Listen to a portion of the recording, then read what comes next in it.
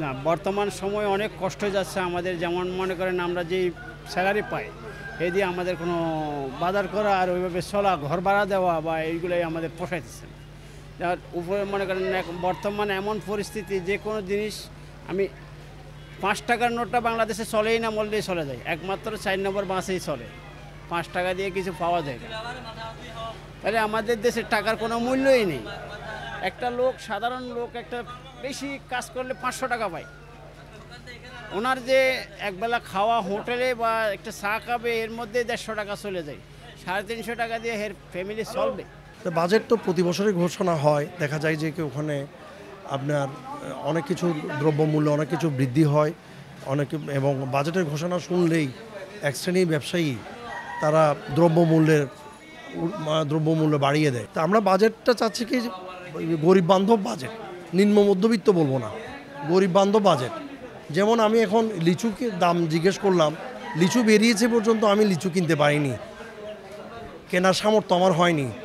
যে 100 লিচুর দাম 500 টাকা, এখন এটা কেনার সামর্থ্য আমার নাই।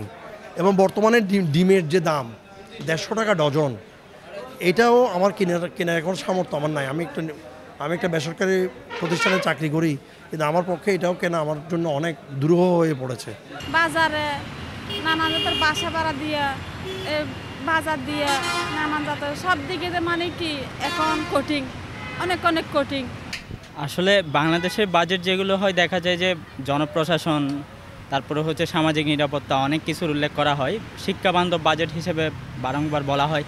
কিন্তু দেখা যায় যে কখনো জনপ্রশাসন কিংবা অন্যান্য খাতগুলোকে হচ্ছে শিক্ষা ওভারকাম করতে পারে না।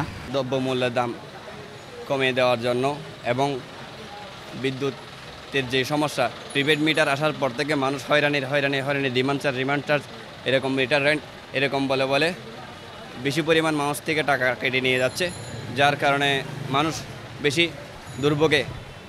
বিদ্যুৎ রাত্রে গেলে প্রতিদিন রাত্রে 12টার পর থেকে দেখা যাচ্ছে যে কারেন্ট যায় 2 ঘন্টা, 2.5 ঘন্টা আসে না। মানুষ ঘুমানোর সময় যদি ঘুমাতে না পারে, তারা চাকরিজীবীরা চাকরি কীভাবে করবে, গার্মেন্টস শ্রমিকরা কীভাবে চাকরি করবে? আমরা চাই যে আমাদের ধৈর্য মূল্যটা অনেক কমিয়ে দেওয়ার জন্য সরকারের কাছে আমারও ওগুলো আবেদন থাকবে, যেন কি এখন বর্তমানে আমাদের স্যালারি হিসেবে কি কম, কিন্তু ধৈর্য মূল্য দামটা বেশি, অনেক বেশি। চাউল ডাউল এভরিথিং অল সব বেশি।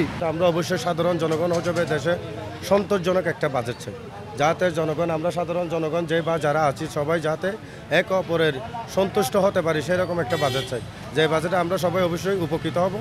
আমরা সব কিছুকে তাল মিলিয়ে একটা সুন্দর একটা ভালো একটা বাজেট চাই, যে বাজেট আমাদের জন্য অবশ্যই আশানুরূপ হবে ইনশাল্লাহ।